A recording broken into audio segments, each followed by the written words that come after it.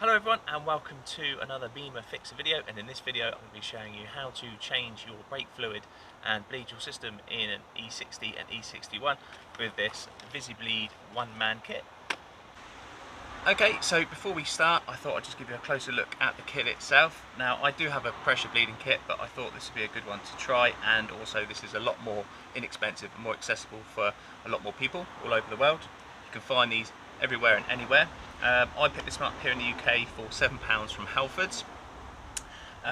So it's a fairly simple kit but quite effective.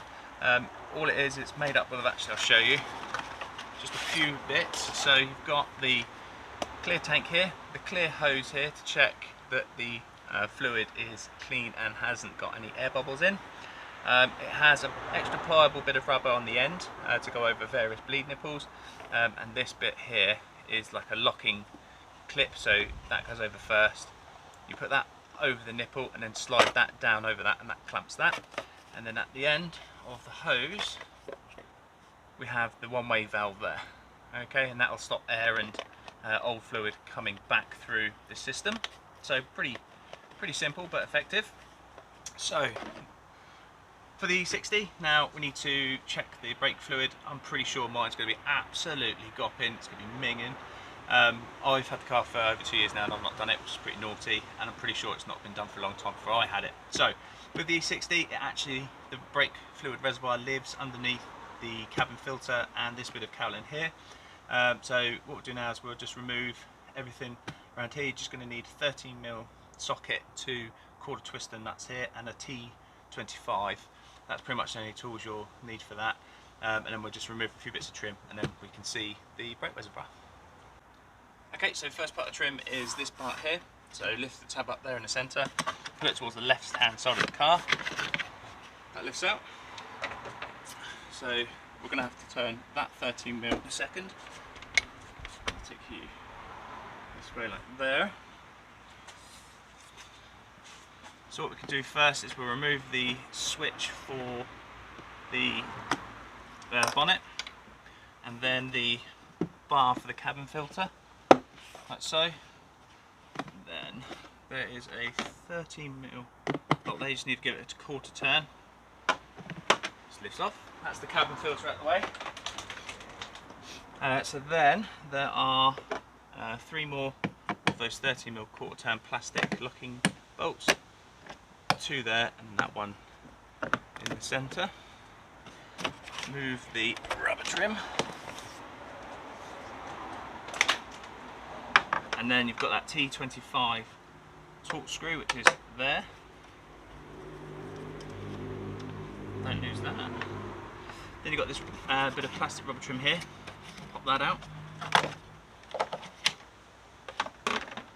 and then with a bit of luck it should, it's locking in, something's staying.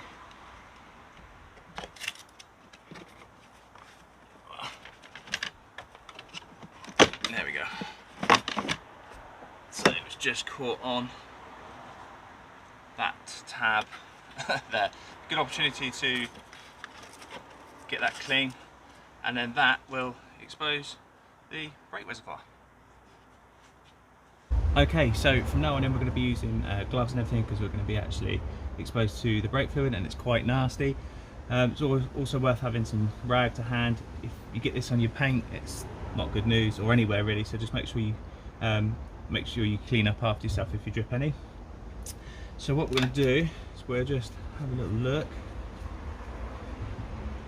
It also says on the container .4 as well, so don't mix the different types of brake fluid, like 5.1 or 4, whatever you've got in there, whatever it recommends, put that in. So have a little look. That's looking not very pretty. Okay, so what I'm going to do is I'm just going to draw some out. Now if you do this, don't draw too much out, don't put it below the minimum line, because you could end up actually introducing brake fluid air into the system. So I've got a little syringe. You can use a pipette or turkey baster or anything like that. So I'm just going to draw out something like that, and that can give you an idea on what it looks like. That is not what brake fluid is supposed to look like. It should almost be clear. That's, yeah, not good. So I'm going to put that in there. So it'll also give the one-way valve some fluid to sit in as well.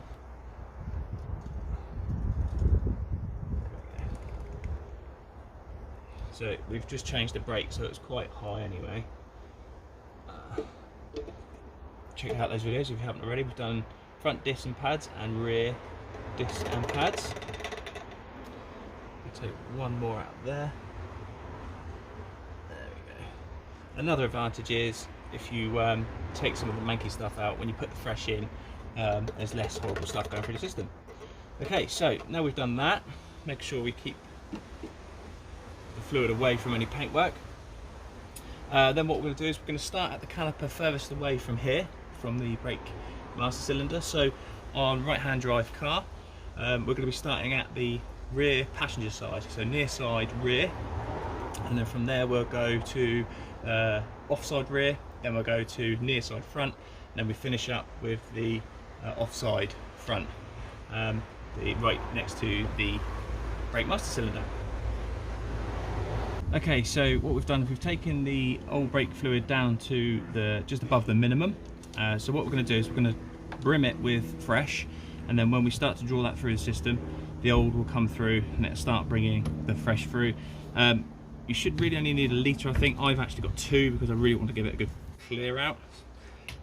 But yeah, as you can see, it's not pretty. I think that's probably probably the worst brake fluid I've ever seen.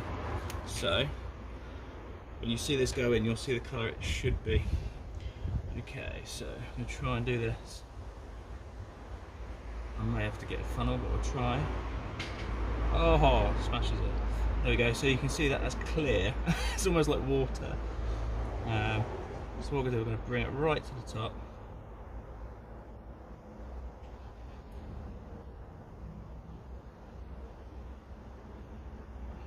So, yep. Okay. So now that's topped off. What we'll do now is we'll jack up the car, get the wheel off, and then we'll have a look at that near side rear caliper. So starting at the near side rear, what I've done is I've just popped the container on a bit of wire and just hung it from the spring just to stop it from falling over and spilling liquid everywhere, and we've also got a mat down just in case we do get any spillage.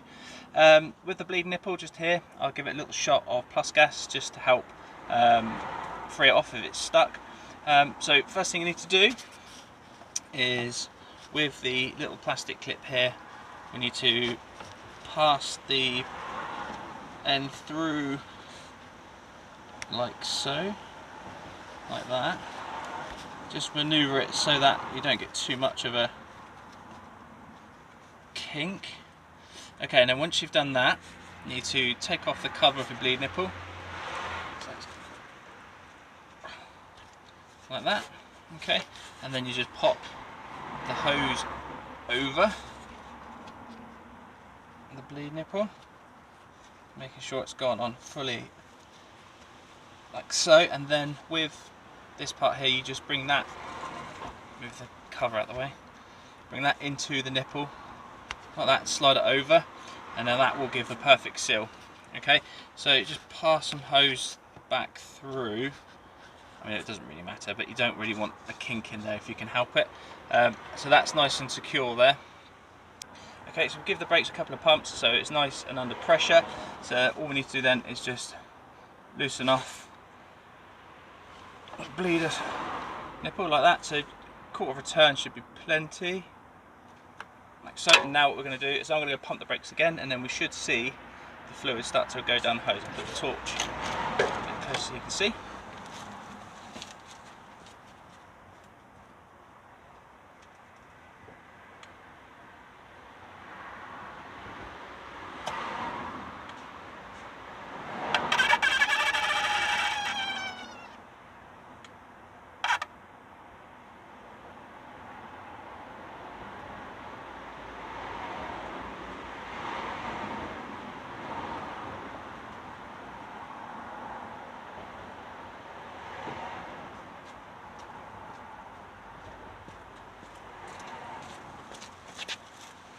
Okay, so that was 4 good pumps. As you can see, it's still not very nice. Advantage of doing it on the e60, actually, come with me, I'll show you, is when you're pressing the brake, you can keep an eye on the reservoir just there. So as you're pumping on the brake, you can keep an eye on it from when you're actually pressing it. So that was four pumps, and it's put us not even near minimum, so you could probably do another 4 and you'll be fine. So what we need to do now is we'll do it again, keep going until it goes clear. Okay, so we've got a nice clear liquid coming through now, no bubbles, as you can see there's none at all. It took quite a while, but like I say, this is the furthest one away from the caliper, so it will take a bit. That container filled up and it's still quite minging. But what's coming through now is nice and clear, and like I said, there's no bubbles. So all we need to do now is repeat the process again. So the order: near side rear, offside rear, near side front, offside front by the master cylinder. So just words of warning: don't loosen. Like I say, it's quarter return on the bleed nipple. Don't overdo it because you could risk blowing the nipple off, and then it causing all sorts of mess and issues. And don't pedal too hard, just slow consistent pressure until you get to the bottom, and then that should work fine for you. So what I'll do, I'll crack on with the rest of them and then you can join me when I just finish up. Right, so we are on the final one. Just cleared out the last of the rubbish, as you can see at the bottom. Nice and clear, no bubbles coming through. So all it needs us to do is to shut this one off. I can just get the spanner on there.